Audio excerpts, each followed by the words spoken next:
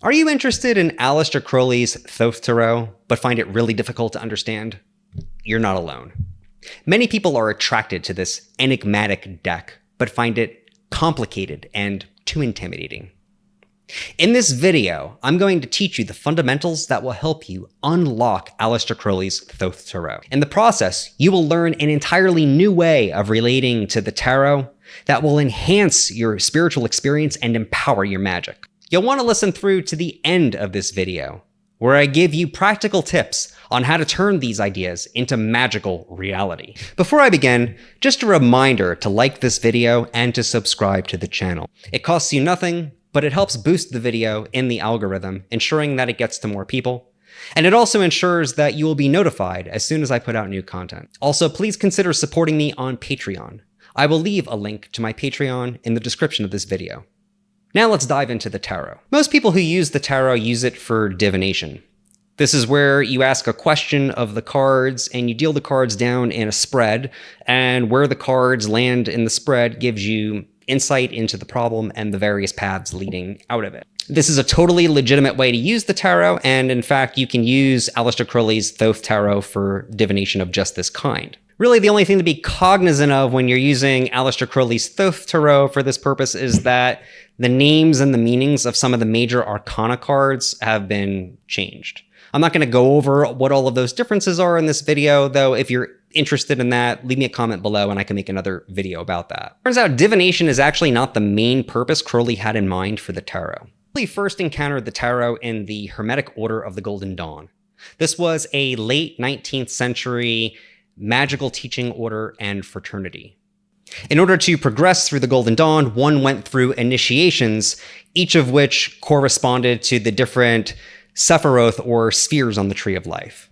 Many of you have probably seen the Tree of Life before. This comes from Kabbalah, which is Jewish mysticism. In Kabbalah, the Tree of Life is simultaneously a map of the mind, a map of the universe, and a map of God himself. It allows us to visualize how God, the manifest universe he created, and our minds are connected to one another. Basically, our ordinary consciousness is at the bottom of the Tree of Life, down here in what's called Malkuth. As you raise your consciousness through the different spheres of the Tree of Life, which in Hebrew are called Sephiroth, you are coming into closer identification with the God consciousness within you, the source of which is depicted at the top of the tree in Kether. The meeting place of the two is in the center in the sphere called Tefereth. In the Golden Dawn, this was thought of as attaining to a kind of Christ consciousness. They also mythologized it as a return to the Garden of Eden before the fall of man. In other words, it was thought of like a return to our original state, and it was supposed to awaken our latent psychic and magical powers. It's more complicated than this, but this is the basic idea. You'll notice that the Sephiroth, or spheres of the Tree of Life, are connected by these lines. There are 22 of these. Each one of these has attributed to it a letter of the Hebrew alphabet, and each one has attributed to it a card from the major arcana. So up here you'll notice that this interconnecting line between Kether and Hokmah has the Hebrew letter Aleph attached to it. You can see that the Hebrew name is Aleph, and it has attributed to it the card, the Fool. So if you look at the major arcana cards in a deck based on the Golden Dawn's tarot, like for instance, if you look at the Cicero's deck, or if you look at Aleister Crowley's deck, you'll notice that each of the major arcana cards has a Hebrew letter on it. You don't see it exactly on this card here because it's been stripped out of the image, but it would normally be, the Hebrew letter would be down here at the bottom next to the title of the card. They're not on the other cards, so if you look at some of the numbered cards, for instance, you can see the full ones here. There's no Hebrew letters attached to them. This is because each one of these cards presents in pictorial form the energies associated with that particular interconnecting path. But remember, the whole diagram is really a map of consciousness, being, and God. So really what you're looking at in any of the major arcana cards are different forms of magical energy latent within the mind, which can be used to raise one's consciousness up the tree to identification with God, the source of which is up here. It's actually above the Tree of Life here in Ein Sof, and Ein Sof Or. They represent different moments in the transformation of ordinary consciousness into Christ consciousness or Shiva consciousness. That's the path up the tree of life. Now, there's also the path down the tree of life. This is the path of manifestation. This is the path by which divine will affects change in the world. This is the path of creation or of magic. So the path up is the path of mysticism, and the path down is the path of manifestation or of magic. Now, the numbers at the tops of the cards help you understand which order you're going in. So the Fool in the Thoth deck is numbered 0. Now, again, you don't actually see it on this particular card, but if you look at a Thoth deck, you would see up here the number 0. So the Fool represents primordial nothingness.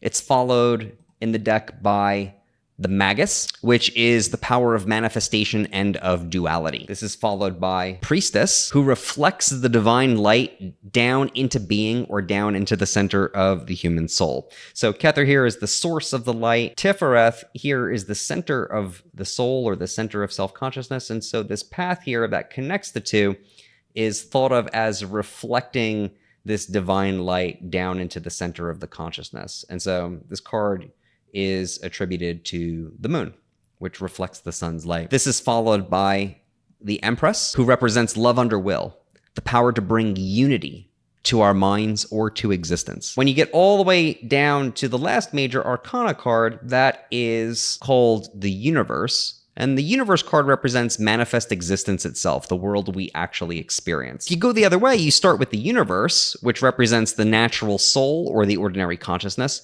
And through this path here, right, the Universe connects Malkuth with Yesod. We ascend to the astral plane. Then we encounter this card, the Aeon. The Aeon depicts the creation of the magical child by the union of Nuit and Hadit. This is followed by the Sun, which is the power of the intellect, or Hod, reflected down into the moon, which is the unconscious. This is followed by the Moon, which is the path into the night side of the unconscious.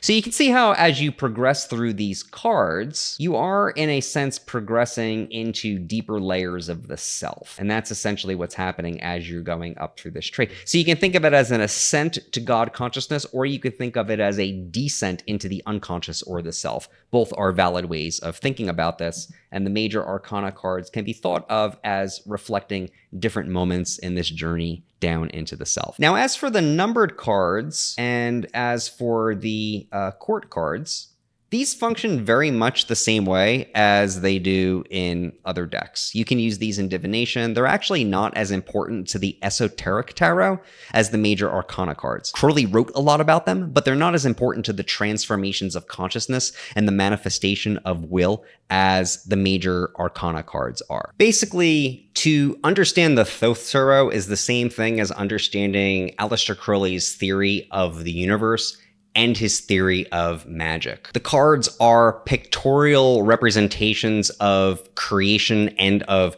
consciousness.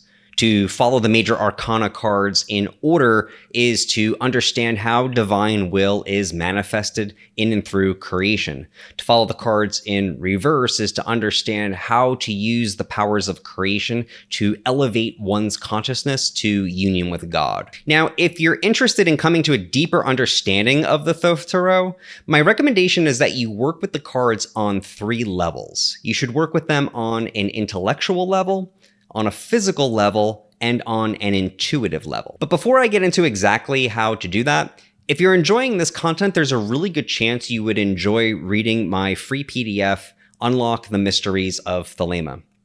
In this free guide to the magic of Aleister Crowley, I answer the 10 most frequently asked questions about Thelema and Aleister Crowley's magic.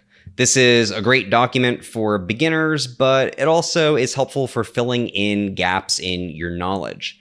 If this is something that you're interested in, it is 100% free, and there is a link in the description of this video to download it.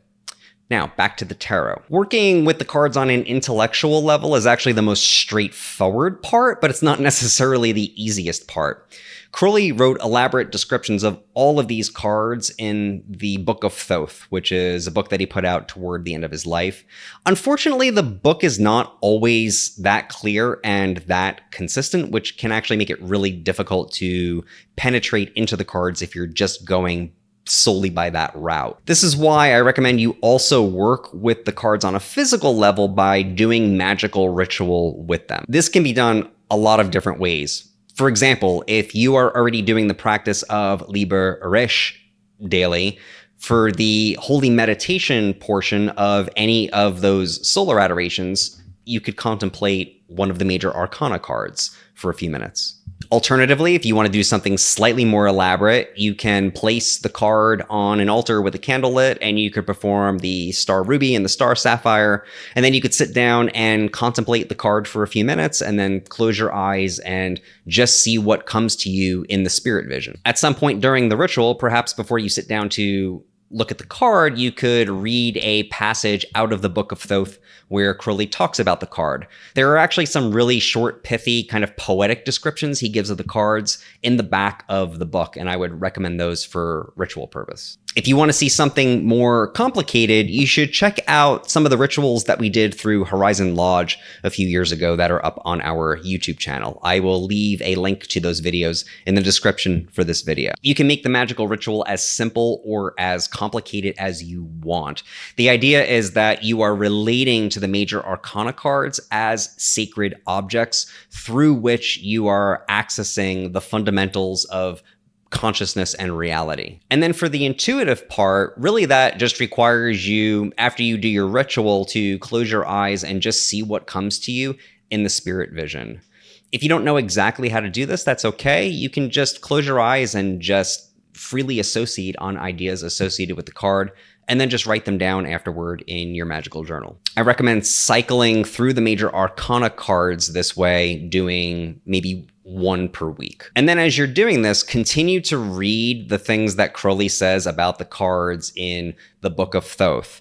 Look at related concepts in the New Comment. Look at related concepts in Liber Aleph. Check out the first 2 chapters of Magic in Theory and Practice. I gave a whole reading list in an earlier video that should help you better understand the symbolism that is in these cards. It can take a while to grasp them purely on an intellectual level, which is why I recommend taking this 3-pronged approach and also working with them magically and intuitively at the same time as you are reading about them. We've just scratched the surface of what you can do with the tarot here.